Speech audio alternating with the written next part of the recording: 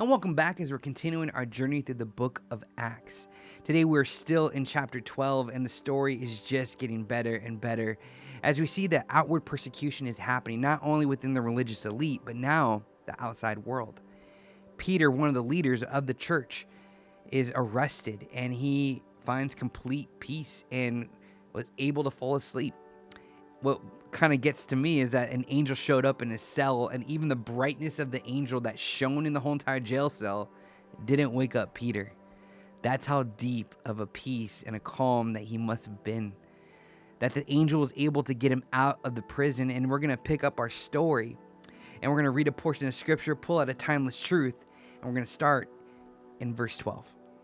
And it says this: When he realized this, he went to the house of Mary, the mother of John, whose name was Mark, where many were gathered together and were praying. And when he knocked on the door of the gateway, a servant girl named Rhoda came to answer. Recognizing Peter's voice, in her joy, she did not open the gate, but ran in and reported that Peter was standing at the gate. They said to her, "You are out of your mind." But she kept insisting that it was so. And they kept saying, "It is an angel." But Peter continued knocking, and when they opened, they saw him and were amazed. But motioning to them with his hand to be silent, he described to them how the Lord had brought him out of the prison. And he said, "Tell these things to James and to the brothers." Then he departed and went to another place. Now, I think we can all relate with this devotional thought. Because when someone we know is facing a painful situation, it's easy to offer a quick spiritual phrase like, "Our thoughts and prayers are with you," and then we move on. We mean well, but sometimes those words can feel empty, especially when there's little else we can possibly do. But when the suffering person is someone close to us, like a child, or a spouse, or a close friend, the weight feels even heavier. And in those moments, we often long for the perfect words that would ease any amount of pain. Or we even wish that we can take their place, even for a day, that they won't feel the momentous pain that they've been experiencing. But deep down, we know that neither eloquent words nor self-sacrifice can truly fix what is broken. That helplessness can leave both us and our loved ones feeling overwhelmed and unsure of what to do. So in Acts chapter 12, Peter was imprisoned and facing possible death. His friends and fellow believers could not reach him, could not break him out, and could not stop the injustice. But they did not give up. The church was found doing the one thing that they could do.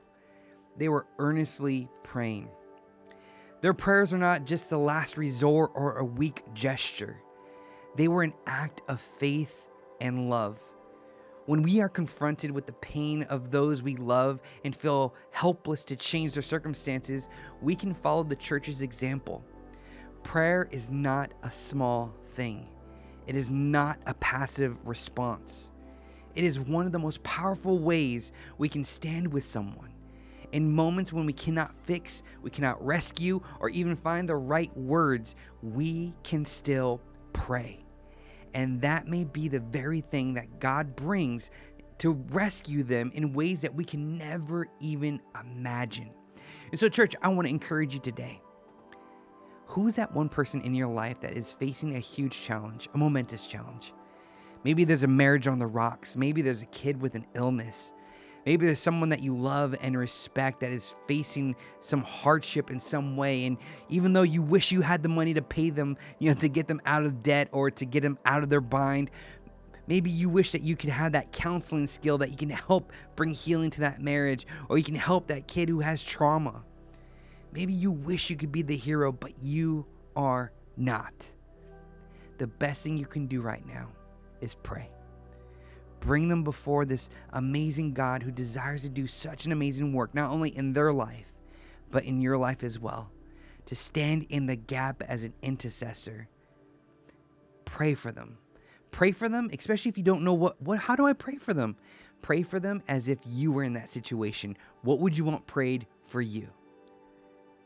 I hope you're encouraged by today and that you're challenged to go and pray.